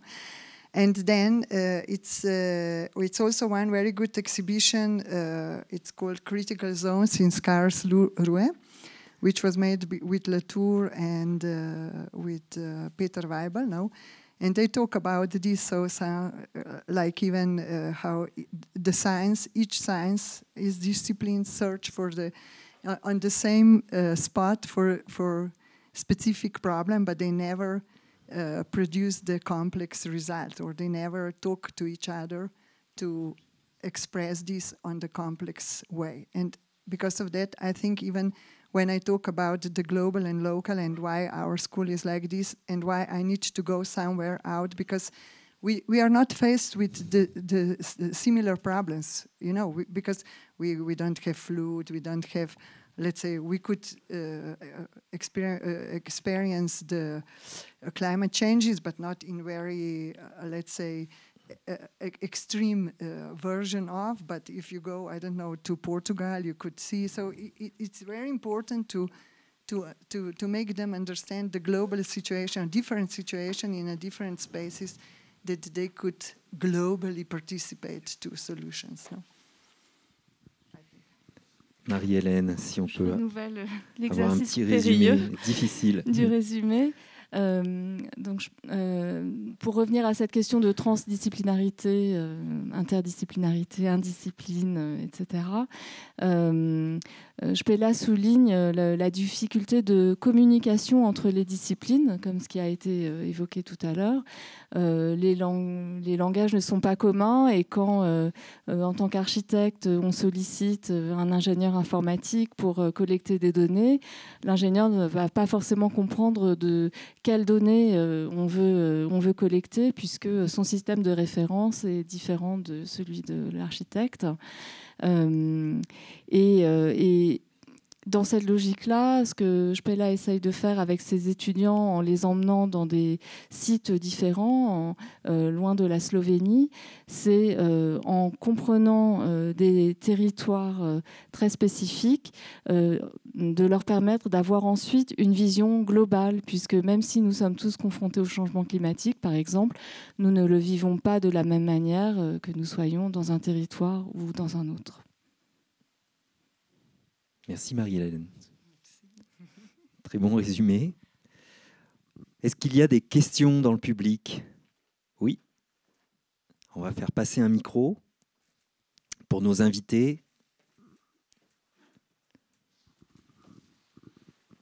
Oui, bonjour. J'avais une question pour Annie Jouga. Dans votre intervention, vous faites découvrir aux étudiants qu'une architecture sans architecte est possible. Et ce sont des étudiants qui sont destinés à être architectes. Alors, j'aurais aimé que vous développiez quelles sont leurs réactions, parce que tout le problème, si vous voulez, c'est de rendre le savoir tacite explicite. Et ça c'est un gros problème pour l'enseignement. Donc j'aimerais avoir votre réaction là-dessus. Je n'ai pas vraiment parlé d'architecture sans architecte, mais j'ai parlé de développer une architecture qui nous ressemble. Une architecture qui nous ressemble, c'est aussi avec des architectes. La transmission va se faire, c'est quand même un collège d'architecture qu'on a créé avec des architectes, par des architectes, pour former des architectes. Donc, la démarche... en dehors des codes préexistants, absolument, occidentaux. En dehors de... Enfin, on est dans... L'architecture, c'est universel, on est d'accord, mais les codes avec lesquels on devrait pouvoir s'exprimer devraient être différents, et l'architecture, elle n'est pas occidentale, elle est... Voilà. Donc, allons rechercher nos propres codes qui existent ou qui sont peut-être même à créer. Moi, je pense que nous devons aussi les créer sur la base de notre environnement, de notre culture, etc. Mais c'est tout à créer. Je pense, beaucoup de choses sont à créer avec les architectes, mais pas sans les architectes. Ce que vous avez dit tout à l'heure. Mais les architectes, pardon ? L'architecture traditionnelle ? Comme toutes les architectures traditionnelles du monde, les architectures du monde traditionnelles sont faites par des gens qu'on n'appelait pas des architectes, mais qui ont fait beaucoup mieux que les architectes, qui ont prouvé qu'ils faisaient beaucoup mieux que les architectes. Donc, voilà. Et on va à la rencontre de... Il faut qu'on apprenne à nos étudiants à savoir que, bon, ils sont pas... Ah, ils sont bluffés. Parce qu'ils arrivent avec leur code à eux, ils pensent qu'ils vont tout apporter, etc. Et ils se rendent compte que finalement, ils ont encore beaucoup... que tout reste à formaliser finalement. Pardon ? Que tout reste à formaliser, oui, c'est ce que vous disiez un peu en filigrane. Absolument, absolument. Et les étudiants sont un peu bluffés parce qu'ils sont persuadés qu'ils en savent plus que tout le monde et se rendent compte que finalement... Ils ont beaucoup à apprendre. Mais c'est compliqué. C'est très compliqué parce que c'est des savoir-faire qui sont en train de se perdre. Et donc, on a intérêt à les valoriser, leur donner la vraie valeur. Hein. Et ça ne veut pas dire qu'on veut fossiliser. Hein. Moi, je ne cherche pas à fossiliser et à figer tout ça. Non. Mais je pense qu'il faut le valoriser et le faire passer dans le siècle. Il faut le faire passer dans les siècles qui arrivent avec dignité, avec intelligence, et il faut qu'on s'en serve. Voilà. Mais je forme des architectes. On a le temps pour d'autres questions.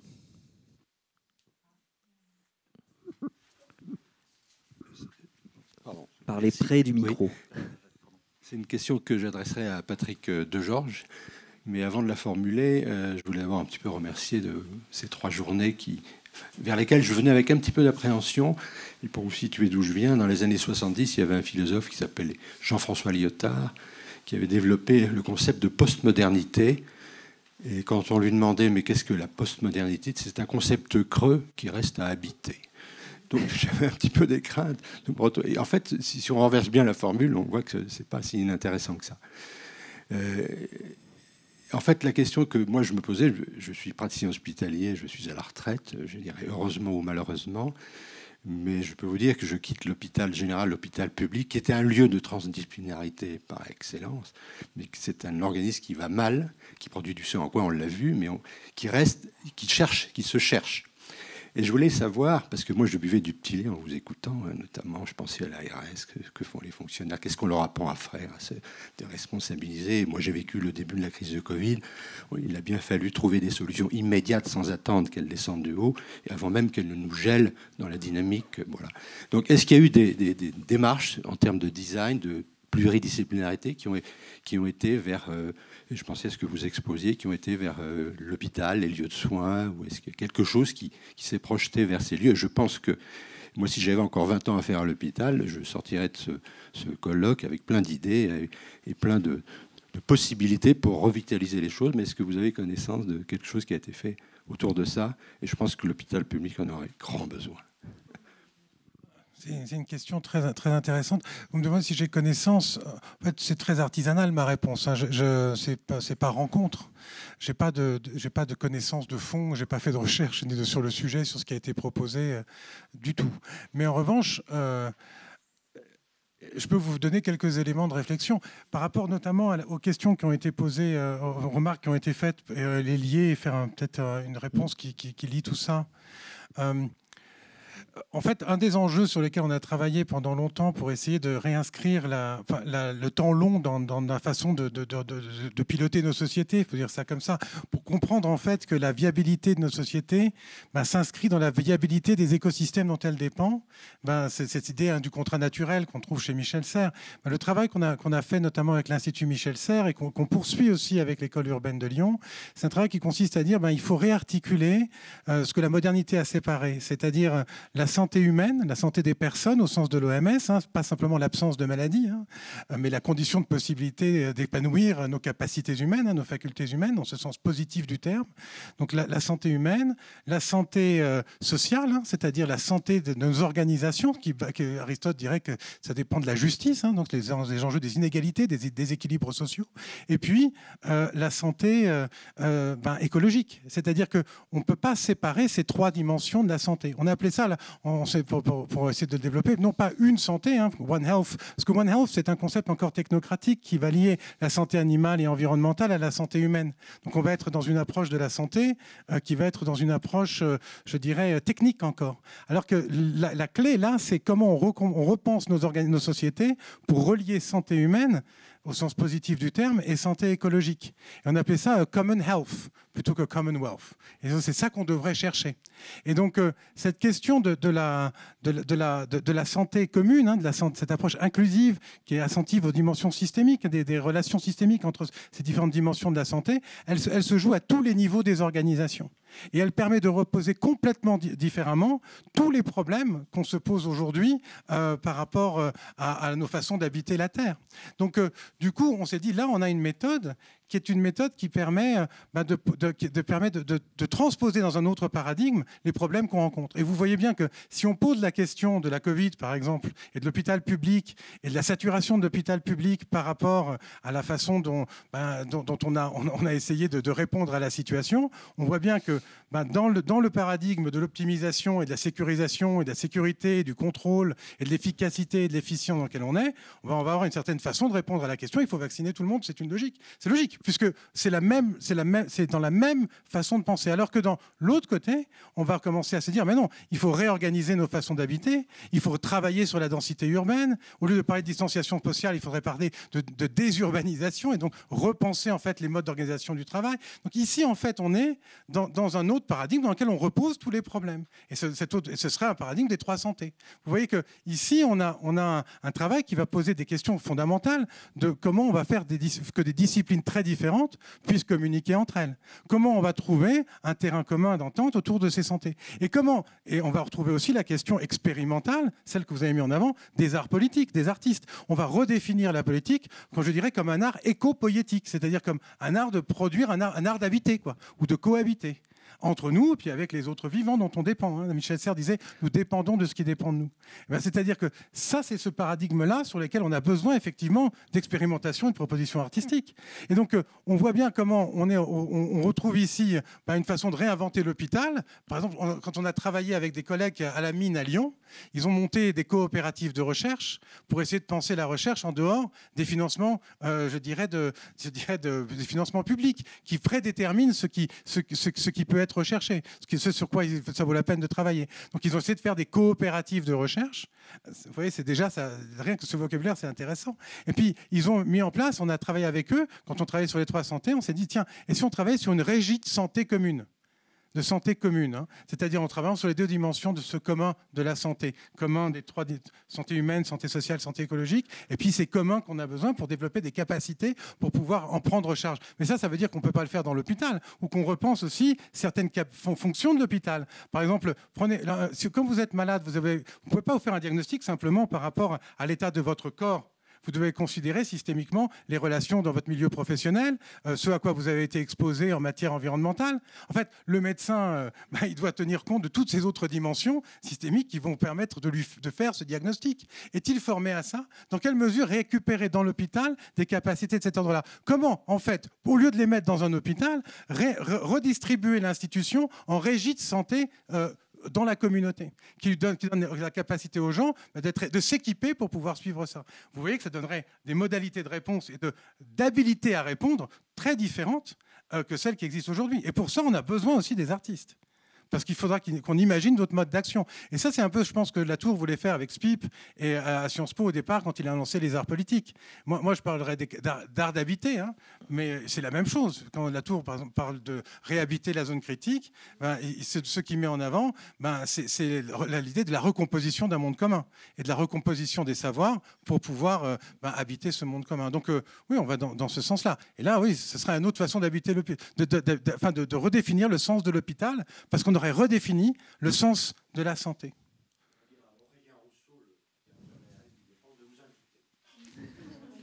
Merci Patrick. Alors peut-être pour compléter la réponse brillante que vous venez de donner, aussi me tourner vers Gillian pour savoir si, en tant que représentant d'une école de design et en tant que designer, vous avez connaissance de projets de design qui auraient lieu autour de la santé et autour de l'hôpital. Probablement qu'à l'ENSI, il y a eu des projets comme ça, non? Alors, autour de la santé, effectivement, il y en a eu pas mal. Moi, j'ai participé aussi à en encadrer quelques-uns. Donc, typiquement, les étudiants du Master NID, donc Nature Inspired Design, dont on parlait tout à l'heure, ont travaillé justement sur cette question systémique de la santé par l'angle de la bio-inspiration. J'ai pu encadrer aussi un projet avec l'Institut Pasteur dont je parlais tout à l'heure. Donc c'était pas le même, mais donc il y a eu le projet qui était mené pour lutter contre la pollution de l'air intérieur et un autre qui était fait pour lutter contre les arbovirus, donc les virus portés par les moustiques, qui sont responsables de 725 000 morts tous les ans parce qu'ils portent la dengue, Zika, chikungunya, West Nile, fièvre jaune, etc. Et du coup, ce qui était extrêmement intéressant, c'est que c'était donc cette collaboration-là, moi, j'avais eu typiquement pu discuter avec l'ancien directeur de l'Institut Pasteur, Christian Bréchot, qui disait que le design l'intéressait pour ses méthodes. Comment est-ce que du coup les méthodes du design peuvent aussi amener en fait différents scientifiques à collaborer entre eux pour imaginer des réponses nouvelles à des problématiques très très fortes, mais aussi de voir comment est-ce qu'on peut appliquer la connaissance qui en est issue au travers de dispositifs à appliquer dans la société. Et typiquement, nos étudiants ont eu un très très beau résultat parce que c'était un enseignement pluridisciplinaire. Donc on avait NC, Polytechnique, ESPCI et Chimie Paris Tech, donc c'est physique et chimie, Centrale, enfin différentes écoles comme ça qui travaillaient ensemble sur 10 mois et qui, du coup, grâce à ces différentes disciplines et à une nouvelle façon aussi de travailler ensemble, ont pu imaginer une nouvelle manière de lutter contre les épidémies liées aux herbovirus, et ce qui leur a permis d'avoir 4 awards au MIT, à Boston, et du coup le prix de la fondation Bill et Melinda Gates, qui était convoité par tous les autres chercheurs de Pasteur à côté. Et il y a eu une leçon très forte aussi à partir de ça, c'est que du coup en 10 mois, un groupe d'étudiants a réussi à apporter des réponses nouvelles, du coup, grâce à ces différentes disciplines et en beaucoup moins de temps que d'autres chercheurs qui étaient complètement cloisonnés. Et j'ai trouvé que ce message était particulièrement beau. Et du coup, par contre, n'a pas eu suite en interne, malheureusement. On aurait aimé que justement ça soit aussi expérimenté de manière plus professionnelle, non pas seulement avec des étudiants, mais en tout cas, il y a beaucoup de choses qui sont faites et encore énormément de choses à faire, bien évidemment. Donc oui, la démarche design peut contribuer justement à cette forme de transmission. Alors, est-ce qu'il reste une question dans le public avant de conclure? Oui, très rapidement, moi c'était pour revenir sur les nouveaux usages pour les musées par rapport à la transmission. Je crois que la personne de Lyon qui avait soulevé ce problème tout à l'heure. En fait, bon, un musée, c'est un lieu où on conserve des œuvres et on essaye de les présenter le mieux possible pour les faire dialoguer et les faire comprendre par un public. Bon, il y a des designers qui sont invités quelquefois pour travailler par rapport à ces œuvres. Est-ce que vous, dans les designers que vous connaissez, il y a des personnes qui travaillent justement en rapport avec ça? Et sachant qu'actuellement, il y a une grosse crise pour les musées, et ce qu'on leur demande surtout, c'est de faire de l'argent en réduisant les espaces d'exposition, en faisant des restaurants, des cafés, des animations Disneyland pour apporter de l'argent. Voilà. Est-ce que... Alors, Stéphane ou un membre du projet L'effondrement des Alpes?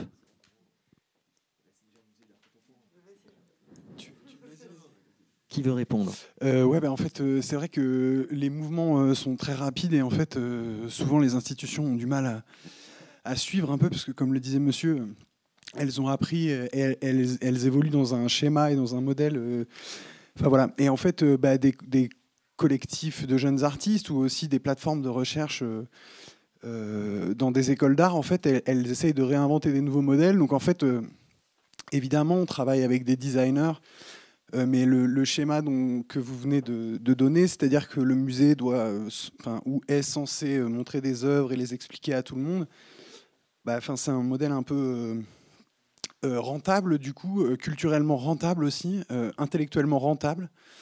Et du coup, nous, en fait, on passe beaucoup par l'expérimentation. Et donc, le designer, il ne fait pas le socle d'une œuvre, ou alors il n'essaye pas de penser... je ne sais pas moi, un décor à l'œuvre ou aux œuvres, mais plutôt dans une réflexion commune en fait avec tous les points de vue qu'on peut avoir, les formations, les sensibilités, les outils aussi.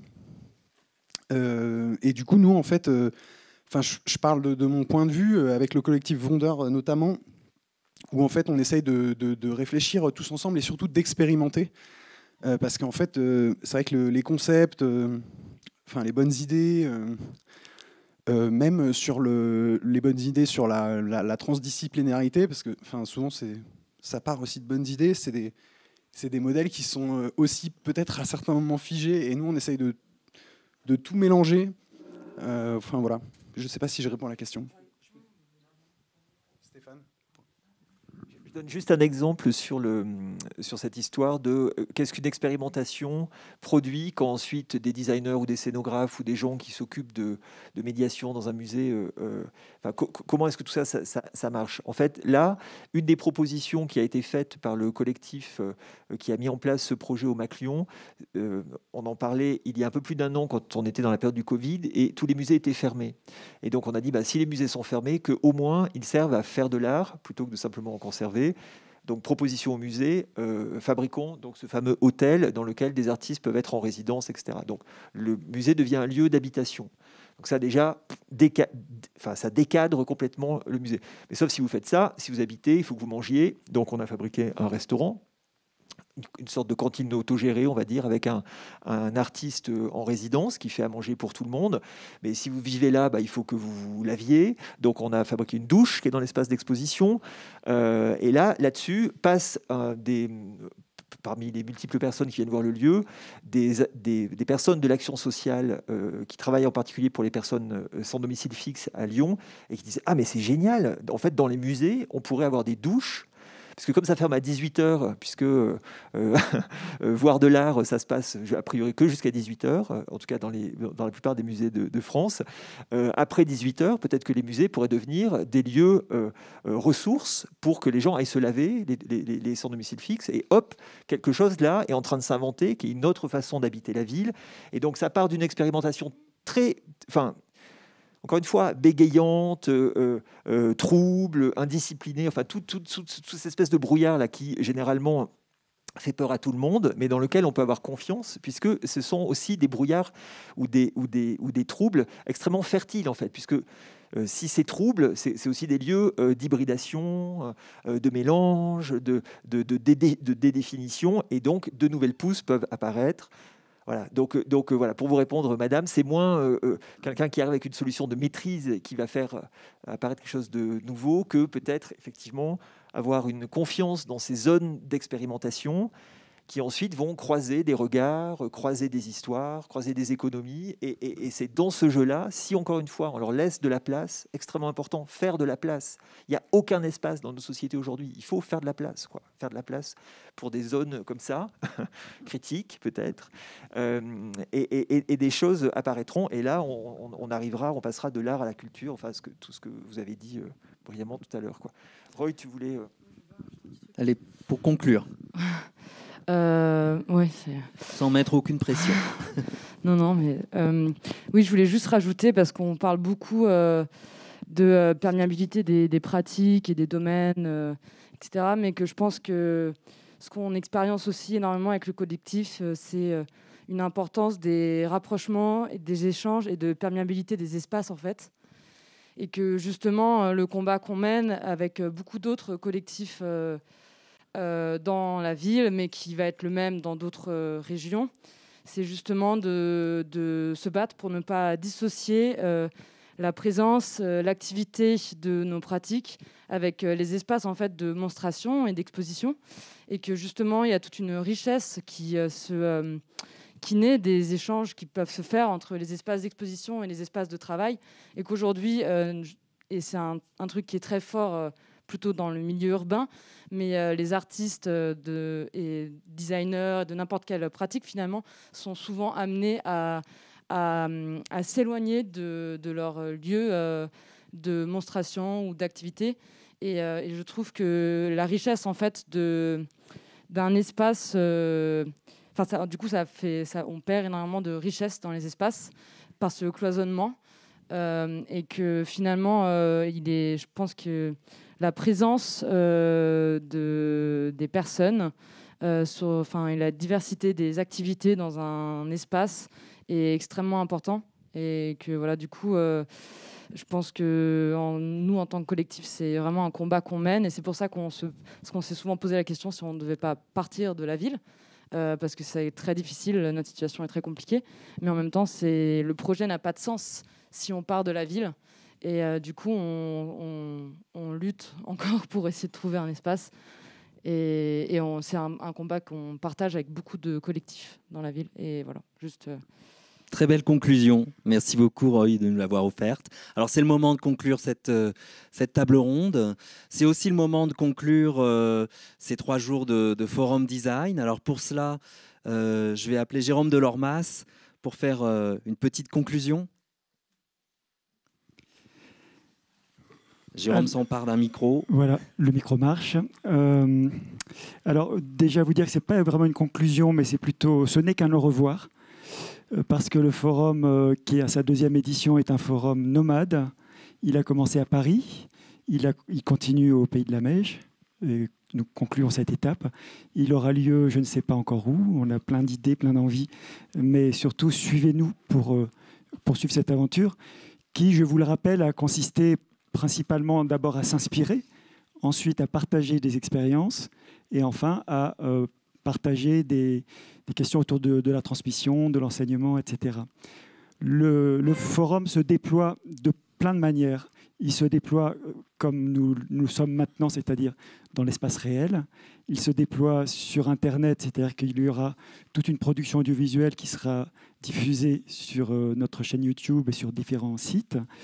Il s'est déployé ces jours-ci comme à la précédente édition, dans l'espace réel, mais au-delà de la salle ici, c'est-à-dire c'était des performances dans la nature, dans l'environnement et sur ce territoire. Voilà, donc ce déploiement est multiple et je vous invite à le poursuivre avec nous pour les prochaines éditions. Je tiens à remercier, alors je ne vais pas faire un générique long, je vais globaliser, mais remercier déjà vous, le public, présent mais aussi en ligne. Remercier toute l'équipe du forum, et je pense que vous avez conscience de ce que ça signifie que d'organiser un événement comme celui-ci. Remercier tous les intervenants, et je crois qu'on on est unanime, enfin tous les échos que j'ai déjà eus, pour dire que c'était de très haut niveau et que c'était passionnant. Et remercier alors nos partenaires, parce qu'un événement comme ça se fait parce que des institutions nous font confiance. Donc je ne vais pas les énumérer, hein, ils sont largement présents sur notre communication.